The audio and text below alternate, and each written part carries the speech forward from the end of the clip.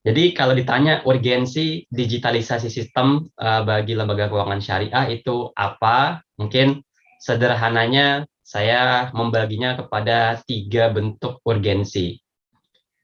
Ada urgensi karena memang adaptasi terhadap situasi atau keadaan. Ada juga urgensi yang memang karena bank harus menyiapkan atau menyediakan customer basic needs, kebutuhan dasar konsumen atau si nasabah. Saat ini sebenarnya apa sih kebutuhan dasar nasabah dalam hal layanan perbankan syariah? Ya mungkin simpelnya ada pembukaan rekening, transfer dana, dan lain sebagainya. Lalu seiring dengan perkembangan dunia digital yang semakin meningkat, tentu juga ada peningkatan sisi kejahatan digital. Jadi dunia ini memang dua mata uang, dua sisi mata uang ya. Ada orang baik yang berniaga secara syariah mendapatkan keuntungan dari dunia digital, namun juga ada juga orang jahat yang terlibat di dunia digital dalam bentuk cybercrime. Nah, karena memang ada cybercrime, maka otomatis bank harus mengupgrade sistemnya, terutama untuk cyber security-nya. Nah, kenapa bank harus melakukan adaptasi terhadap keadaan? Ini gambar yang sangat jelas ya. Ini adalah speech dari CEO Nokia di akhir pidatonya ketika Nokia dinyatakan bangkrut atau pilot. We didn't do anything wrong, but somehow we lost. Jadi Nokia itu merasa dia nggak ngapa-ngapain, tapi kok tiba-tiba bangkrut. Ya simpelnya Nokia itu nggak sadar bahwasanya game changer sudah hadir. Nokia terlalu nyaman dengan posisinya, sementara saat itu sudah ada market disruption bagi pengguna layanan handphone. Saat itu belum ada mobil smartphone, baru handphone biasa. Sudah ada yang menawarkan pola BlackBerry Messenger, sudah juga ada sistem Android, sementara Nokia masih nyaman menjual handphone dengan pola yang biasa. Maka akhirnya tanpa mereka sadari, mereka tergilas atau mereka tersisih oleh pasar karena di zona nyaman. Ya tentu bank syariah ataupun industri perbankan syariah tidak mau menghadapi hal yang sama. Maka otomatis perbankan syariah harus menyiapkan yang namanya sustainable development. Nah, karena memang LKS ini ada dasarnya prinsip syariah, maka sustainable development-nya juga harus ada namanya makosid syariahnya. Mungkin rekan-rekan atau teman-teman yang sudah belajar di HES, Hukum Ekonomi Syariah, ataupun di uh, FEB ya, di ekonomi syariahnya, itu kita mengenal ada namanya makosid syariah. Ada hibduddin, ada hibdul nafas, ada hibdul mal, ada hibdul akal. Nah, bagaimana bentuk implementasi makosid syariah pada sustainable development lembaga keuangan syariah? Di sini bank harus punya namanya people, harus punya individu-individu yang kompeten, yang handal, yang adaptif dan kolaboratif terhadap situasi yang terus berkembang dan situasi yang tidak penuh dengan kepastian. Nah, artinya di sini bank itu harus punya individu SDM yang handal. Tadi sudah disinggung oleh Kak Rito. Nah, tentu untuk mensupport adanya pelaksanaan dari rencana SDM-SDM yang handal, misalnya ada SDM yang pengen mendevelop satu apps, nah itu kan perlu ada namanya investasi modal atau ada namanya CAPEX dan OPEX. Nah, bank ini harus punya namanya modal, harus ada prosperity, harus ada kekayaan, harus ada aset, supaya SDM-SDM yang canggih ini bisa mengimplementasikan ide-ide briliannya. Nah, supaya itu semua bisa tercapai, tentu perlu adanya kenyamanan dalam lingkungan kerja. Peace, artinya bank harus menciptakan lingkungan kerja yang kondusif. Lalu selanjutnya, itu semua akan menjadi maksimal ketika ada yang namanya sinergi atau partnership. Bank harus melakukan kolaborasi dengan pihak-pihak, dengan lembaga-lembaga, dengan ekosistem yang ada di industrinya. Tadi kita sudah bahas ada pertumbuhan pengguna layanan digital, ada potensi pertumbuhan di keuangan digital. Nah, itu semua akan maksimal dilakukan oleh bank atau diserap oleh bank ketika bank bersinergi. Karena kita paham yang namanya digital IT itu barang yang tidak murah. Investasi di lini IT itu barang yang tidak murah. Contoh, untuk satu core banking, satu core banking perbankan saja yang bagus itu nilai minimal itu 2 triliun. Siapa yang bisa menyediakan dana 2 triliun saat ini? Nah, ini menjadi PR untuk kita semua. Jadi bank ataupun LKS juga memilih untuk melakukan namanya partnership atau kerjasama. Hal ini sebagaimana sudah kita pahami, akhirnya terjadilah namanya mega merger anak usaha BUMN dari BNI Syariah, Bank BRI Syariah, Bank Syariah Mandiri digabung menjadi BSI. Karena memang untuk kerjasama sinergi menghadirkan suatu lembaga yang besar. Nah, selanjutnya supaya eksistensi lembaga itu tetap ada, harus ada yang namanya kalau di bank tuh kaderisasi ya, nasab keturunan.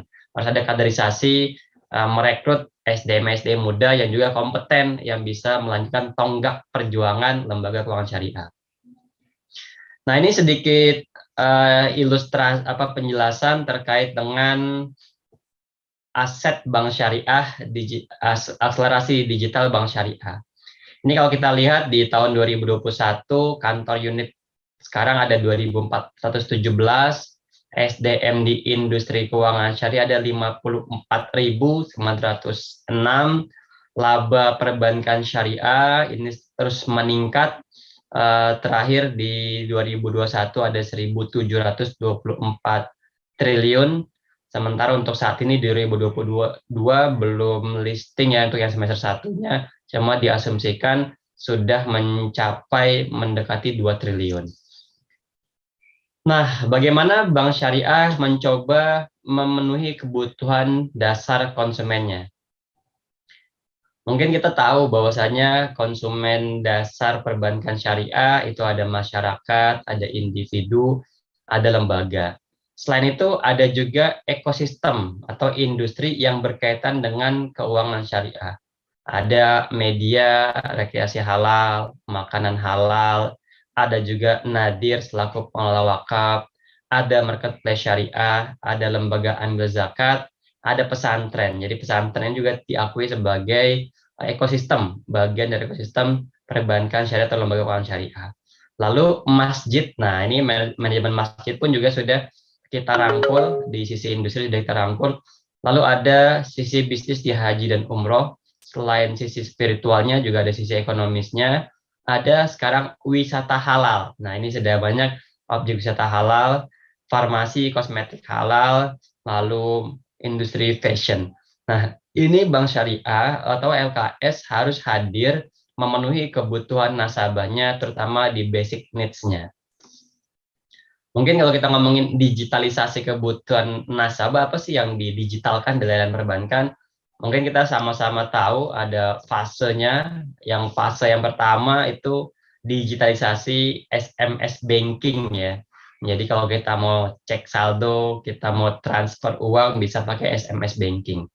Nah, di fase yang kedua sudah mulai ada namanya online banking atau internet banking. Internet banking ini mungkin sudah lebih canggih, nggak cuma sekedar cek saldo ataupun transfer, tapi bisa juga pindah buku dan lain sebagainya. Nah, yang terkini mungkin yang teman-teman semuanya Bapak Ibu sudah memiliki saat ini adalah mobile banking. Jadi aplikasi yang memenuhi kebutuhan nasabah antara lain kalau misalnya untuk transaksi keuangannya ataupun transaksi surroundingnya yang sekitar dengan lembaga keuangan syariah. Nah, pertanyaannya apakah mobile banking saat ini sudah cukup untuk memenuhi kebutuhan digitalisasi layanan di sisi perbankan ataupun lembaga keuangan syariah? Tentu jawabannya tidak akan pernah cukup karena yang namanya situasi ataupun keadaan selalu berkembang, selalu berubah. Maka apa sih yang disiapkan oleh lembaga keuangan syariah saat ini? Lembaga keuangan syariah saat ini sedang menyiapkan namanya super app. Nah, ini sesuatu atau tools yang saat ini sedang disiapkan oleh lembaga keuangan syariah itu super app. Apa super app? Nah, super app itu simpelnya disebut dengan pintu terdepan digital. Jadi kalau mau dibilang ya ini pintu terdepan digitalnya. Maksudnya apa? Ya simpelnya super app itu kayak tos serba, kayak toko yang serba ada. Mau beli baju, mau beli makanan, mau beli minuman, mau transportasi ataupun consumer goods lainnya tersedia di situ. Mungkin kalau kita ngomongin perbankan, kita akan coba membahas apa sih super app di sisi perbankan. Cuma sebelum itu kita akan coba lihat bagaimana super app yang sudah ada. Super app yang sudah ada, yang sudah hadir di dunia saat ini itu ada di China, itu WeChat. WeChat itu platform chatting, sama seperti WhatsApp. Tapi WeChat sudah berkembang menjadi super app, karena dia sudah merambah ke digital payment gateway. Jadi dengan aplikasi WeChat, kita bisa chatting sekaligus membeli tiket bioskop, membeli makanan, membayar transportasi. Jadi dia sudah mulai melakukan ekspansi ke sisi industri yang bukan industrinya. Dia kan hanya industri chatting, tapi sekarang sudah mulai merambah ke industri payment gateway. Nah, sisi perbankannya, saat ini kita paham, sisi perbankan baru di bidang pembayaran transaksi keuangan. Nah, bisa nggak sih bank ekspansi ke tempat lainnya? Jawabannya bisa. Saat ini seperti untuk aktivitas spiritual seperti pembayaran zakat, infak, wakaf sudah bisa dilakukan di mobile banking perbankan. Namun itu masih terbatas. Sebagai contoh, ketika kita melakukan transaksi di KRL ya, di KAI itu kita tidak bisa menggunakan mobile banking. Harus pakai yang namanya uang elektronik atau pakai kartu elektronik yang chip base ataupun server base. Nah, ini belum bisa dirambah oleh sisi mobile banking. Maka nanti ke depannya kalau kita naik busway, naik KRL ataupun naik taksi itu bisa melakukan pembayaran secara integrasi sistem dengan mobile banking perbankan yang disebut dengan super app. Nah, ini upaya supaya semua layanan dibuat menjadi sederhana, kita nggak perlu kemana-mana untuk transaksi, tidak perlu misalnya antri di bank kalau mau buka rekening. Sekarang untuk buka rekening, bank-bank yang bisa membuka rekening secara online itu bank yang sudah maju. Tapi kalau bank yang buat buka rekening saja masih harus pergi ke kantor cabangnya, itu bank yang harus evaluasi diri, harus muhasabah lah, karena sekarang orang maunya lebih simple, lebih mudah. Mungkin sebagai contoh di BSI ya, di tempat saya, untuk pembukaan rekening itu hanya cukup lewat jari saja, tidak perlu datang ke bank. Bagaimana verifikasi datanya? Untuk verifikasi datanya pun juga cukup di tempat Anda mengajukannya. Bisa dengan video call, bisa dengan telepon. Jadi bank syariah sudah mengupayakan kenyamanan bagi nasabah yang ingin bertransaksi ataupun membuka rekeningnya. Dan juga kita nanti ke depannya nggak perlu top up buat bayar-bayar apapun. Saat ini kan mungkin punya mobile banking, terus ada GoPay, ada OVO, atau ada link aja. Kita mau transaksi link aja, top up dulu dari mobile bankingnya. Mau transaksi naik Gojek, top up dulu GoPay-nya. Mau naik Grab, top up dulu OVO-nya. Itu kan ribet. Nanti akan terintegrasi, sistemnya terintegrasi. Itu makanya disebut dengan super app. Nah, ini harapannya lembaga keuangan syariah nggak cuma sekedar penyedia layanan keuangan, tapi jauh dari itu bisa menjadi penyedia kemudahan untuk transaksi nasabah, tidak terbatas pada pembayaran saja. Nah, ini diharapkan bisa memanjakan nasabahnya di sisi digital atau layanan digital, dan diharapkan juga bisa membuat nasabahnya ini menjadi truly digital. Jadi benar-benar hidup di era digital. Jadi nggak cuma sekedar digital dalam artian yang belum sempurna. Nah, ini kalau misalnya sudah terintegrasi sistemnya dengan super app, maka harapan itu bisa membantu kenyamanan nasabah.